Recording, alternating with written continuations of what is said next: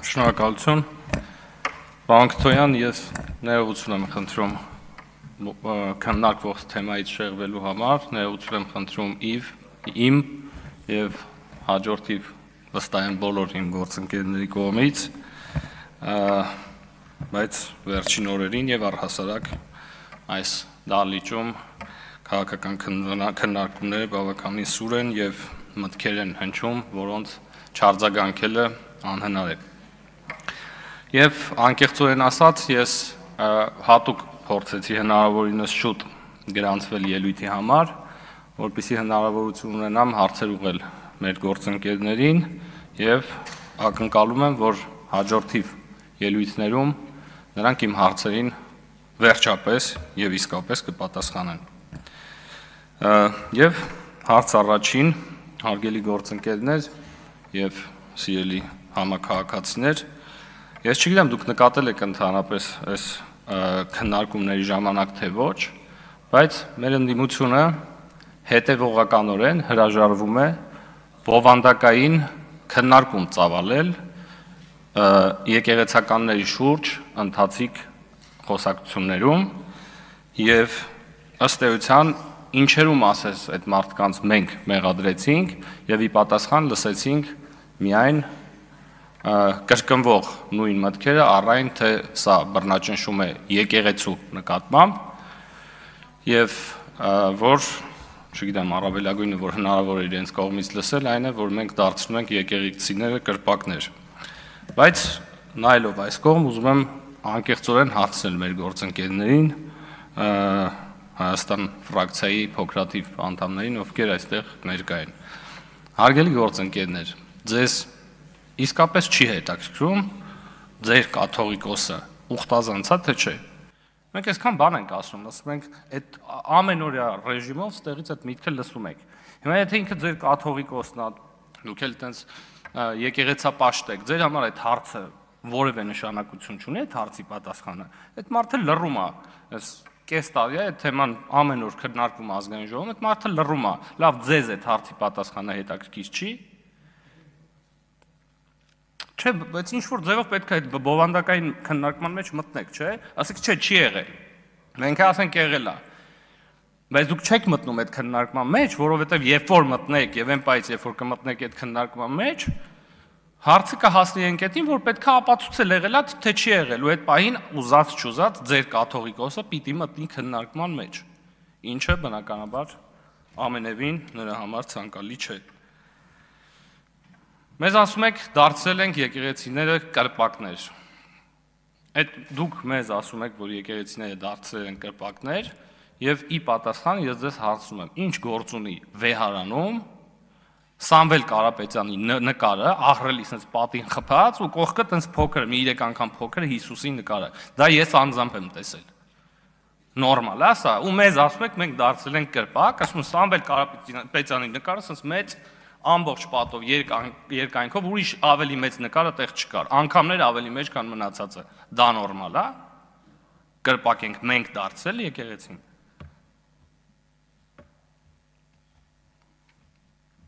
Կամ այդ մարդկանց խոսելա ձևը։ Ես արտարիթ ունեցել եմ ստեղից խոսալ իմ փորձառությունից եկեղեցականների հետ շփվելու ի պաշտոնե, երբ աշխատակազմի ղեկավար էի, ասում եմ այդ մարդիկ հայհոյախառն բառապաշար ունեն, դա նորմալ է, եկեղեցականի համար, չգիտեմ, այդ իրանց իերարխիկ բանի մեջ երկրորդ տեղն է, Տիկին Գյուղեղյանը նորմալ է, որ հայհոյանքով է խոսում, բանը հոգևորականը նորմալ է, Տիկին Վարդանյանը նորմալ է, կգա կպատասխանեք։ Սպասելու եմ ձեր, անկեղծ սպասելու եմ, ուզում եմ արձագանքեք։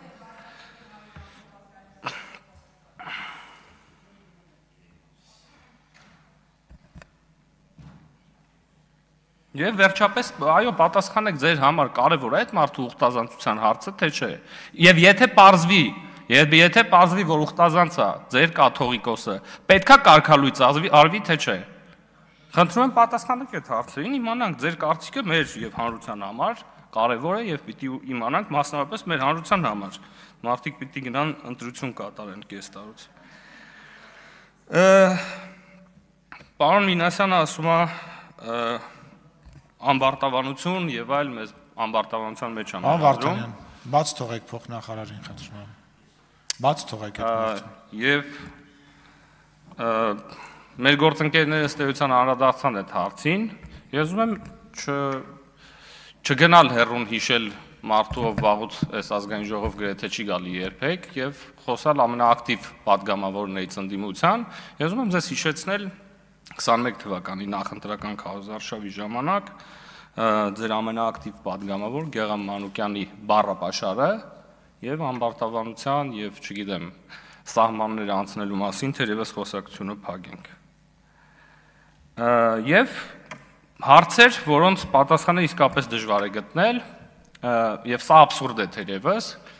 մեր ընդդիմությունը դրանով եւս առանձնանում է, չգիտեմ դուք նկատել եք, որ այն որ ընդդիմությունը չի մասնակցում այս նիստերին հաճախ, ընդդիմությունը չի մասնակցում թիմ ընտրություններին, ընդդիմությունը մերժում է հրավերը հանրայինի եթերում ելույթ ունենալու, սա աբսուրդ չի, միթե։ Այդ հիշեք օրինակ քոչարասերժական ժամանակները, մեզ անդադ մեղադրում են իհարկե այդ ժամանակները հիշեցնելու համար, բայց 1 րոպե կամ 10 րոպե հանրայինի եթերում ընդդիմության համար դա մեծագույն հնարավորություն էր։ Հիմա այս մարդիկ մերժում են։ Պատասխանեք մեզ, հարգելի գործընկերներ, ինչի ձեր երկու խմբակցություն կա ազգային ժողովում, 2021 թվականից մինչ օրս, ինչի թիմ ընտրություններին դուք չեք մասնակցում։ Տարօրինակ է, թե չէ ժողովուրդ։ 5 տարի այս մարդիկ ընտրություններին չեն մասնակցում։ Դուք քաղաքականությամբ եք զբաղվում, թե ինչ։ Թե դες ձեր պրոքսի տեխնացուներով տենց փորձում եք ժողովրդին խաբել, ես մենք չենք, Վարդանիկը մենք չի բան տենց կապ չունեն մեր հետ։ Եվ պարոն Մամիջանյանը ինչպես միշտ ասում գնում է եւ չի վերադառնում, բայց պետք է արձագանքեմ մի քանի մտքի եւս։ Նախ Միջև հիմա այդ բանը չեն թարգում, ասեք մեզ այդ ինչա խոստացել Ալիևին, ինչա խոստացել, այս մարդիկ ոնց որ բան, ձկան հիշողություն ունեն, այսինքն 5 տարի շարունակ, նույն միտքը, ասեք այդ ինչ եք դուք ընդեղ բան դռների հետևում պայմանավորվել, մենք գիտենք, օգոստոսի 7-ին հրապարակվեց ոչ մի նոր բան իհարկե, ինչպես եւ մենք ասում էինք, ու չի դադարում այս գործելակերպը, այսինքն ասեք այդ ինչ էր խոստացել։ Ու ընդհանրապես այդ պարոն Մամիջանյանը այստեղ չի, բայց իրեն եմ դիմում, ձեր քաղաքական ղեկավարների աշխարհընկալումները եւ գործունեությունը մի եւ դադարեք պրոյեկտել մեր վրա, մենք կուլիսային պայմանավորվածություններից հեռու ենք ի տարբերություն ձեզ եւ մեր եւ ձեր անցած քաղաքական ճանապարհը դրա ապացույցն է եւ եւս երկու հարց պարոն Մամիջանյանին։ Կրկնելով հարցս, պարոն Մամիջանյան, հաջորդ առիթին խնդրում եմ պատասխանել հետևյալ հարցին։ Ձեր ղեկավարի վարորդի մոտ որտեղից $6 միլիոն կանխիկ գումար, որը նա պատրաստ էր վերադարձնել պետությանը։ Ձեր ղեկավարի վարորդի տանը։ Այս հարցին պատասխանեք եւ այս հարցը չեմ դադարելու կրկնել, մինչեւ չպատասխանեք։ Եվ վերջում արտաքին քաղաքականության մասին է խոսում պարոն Մամիջանյանը, ես փորձեցի բոլոր հնարավոր միջոցներով, ChatGPT-ով, Gemini-ով, բոլոր հնարավոր AI-ներով փորձեցի գտնել տեղեկություն առայն, թե քանի մասնավոր եւ պաշտոնական այցեր են ունեցել իրենց պաշտոնավարման ընթացքում Սերժ Սարգսյանը եւ Ռոբերտ Քոչարյանը, այդ թիվը միանշանակ չի,